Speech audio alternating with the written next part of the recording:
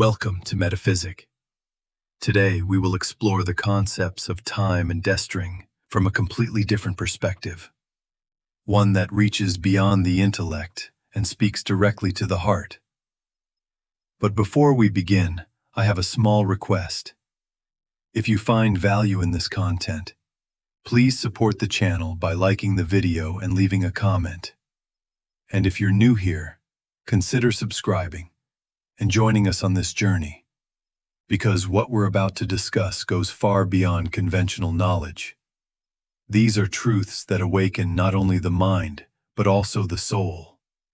Have you ever wondered, is time truly something that passes, or are we simply experiencing, step by step, what has already been? And what about destiny? Is it really an unchangeable fate? Or are our choices merely revealing what already exists? In this video, we will examine these two ancient mysteries, the structure of time and the nature of destiny, through the lens of one of the greatest thinkers in Islamic metaphysics, Ibn Arabi. But this is not just the transfer of knowledge. We will be opening a doorway into a vast and intricate system that operates silently in the background of your life. You will come to see that time is not a straight line, and destiny is not a punishment. Instead, it is a manifestation of a higher level of consciousness. According to Ibn Arabi, the past is not gone, it still exists. And the future, it has already occurred. In this infinite cycle, you are both the actor and the observer. And once you truly encounter this way of seeing, you will never look at life the same again. Something within you begins to shift, so let me ask you, are you ready to encounter a truth greater than what you've believed yourself to be?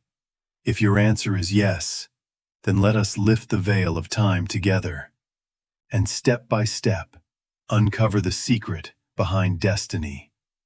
Time, one of the most familiar concepts in human history, and yet also one of the most mysterious. In our daily lives, we measure it in minutes, hours, days. We often chase it, and at other times we wish it would slow down. But according to Ibn Arabi, time is not a fixed reality. It is a veil, a reflection of a deeper truth, hidden behind what appears. He teaches that what we call time is not an objective phenomenon, but a projection of our limited human perception. In truth, only one thing truly exists: the present moment. The past is a memory, the future, a projection in our minds. But the present, the now, contains both the traces of the past and the doorway to the future. Ibn Arabi expresses it powerfully. Time is the shadow of divine power. That is to say, time is not a thing in itself. It is the unfolding of divine acts, one after the other. And so, when you think a moment has passed, it still exists in divine knowledge. And what you believe hasn't yet happened. You do not live time. You perceive it. Time is like a curtain drawn over reality. And when that curtain is lifted, only truth remains. For Ibn Arabi, what we call time is simply a kind of recording system within the physical realm. In the spiritual realm, the divine presence, there is no such thing as time. There is only timelessness. This is why the Quran says, "He is at every moment in a new state of creation." Because for God, moments are not connected in a linear sequence. Each moment is a fresh creation, independent and complete in itself. This idea takes us to a much deeper place. When we understand the secret behind time, the truth of destiny also begins to reveal itself. And when you truly begin to understand time and destiny, you realize Life is not just a chain of outer events.